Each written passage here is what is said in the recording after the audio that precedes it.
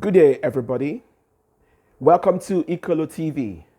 On today's episode, we will talk about the Israel-Hamas war.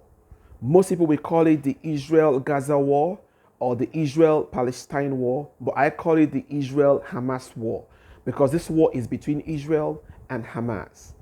I am not taking any sides in this particular discussion. My concern is about the planned attack, invasion, operational military operation plan for Rafah. Rafah is a border city bordering Gaza and Egypt. Now, Israel has reasons to believe that their citizens are being held hostage in Rafah.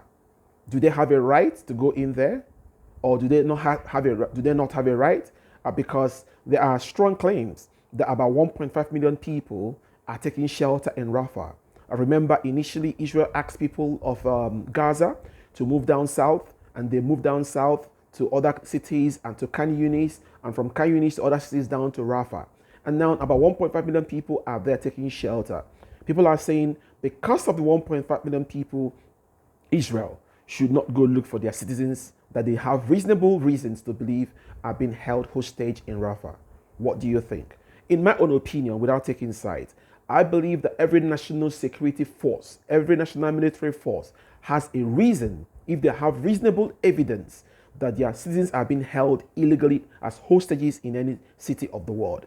So I believe Israel have every reason to go look for their citizens. However, if they go in there and they found nothing, that will look very bad on Israel. Number two, Israel has to go there and have extensive operational plan. Example, they need to find a close by neighborhood city to Rafah where they can prepare for people that are screened out of Rafah to have shelter and good reliving area, because right now they all rush down to Rafah to save their lives. They don't have much. So if you have to go into Rafah, Israel needs to have another option, alternative for people to resettle. That way, people will be more willing to be screened out of Rafah, so Israel can have more freedom to operate in Rafah. However, Israel has to take every reasonable operational procedure to make sure that innocent lives of women, children,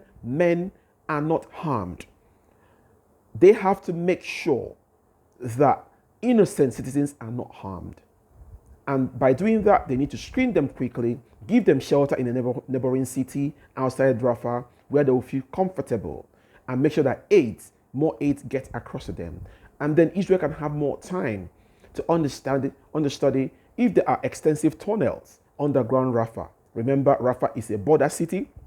To understand if there are tunnels linking Rafah into Egypt illegally, where arms comes in, or even to find out if there is a possibility that some hostages have been taken out of Rafah into Egypt or other parts of the world. So those underground tunnels is very important for Israel to understudy them, to find out there are weapon manufacturing centers there, to find out there are illegal weapon markets going on there, to find out that if there are prisoners being held there, Israeli prisoners being held there illegally. So I believe that operationally, Israel has every right, since they have the evidence that their citizens are being held hostage in Rafah.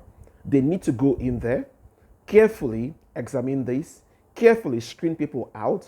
The innocent shouldn't be injured, and then everybody should collaborate. If it's done peacefully, I believe there wouldn't be loss of lives and properties. But it's when there is kind of guerrilla warfare attacks against Israel, or when Israel does any kind of aerial bombing into populated civilian areas, then that's where the harm or injury will happen. And I also encourage that human beings should not be used as a human shield by Hamas, because once you don't allow people to be screened, for them to screen out of Rafah to go and get safer shelter somewhere, then if you don't allow them to go and use them as a human shield, that is when the harm will happen to innocent human beings. So basically, Israel has a job to do.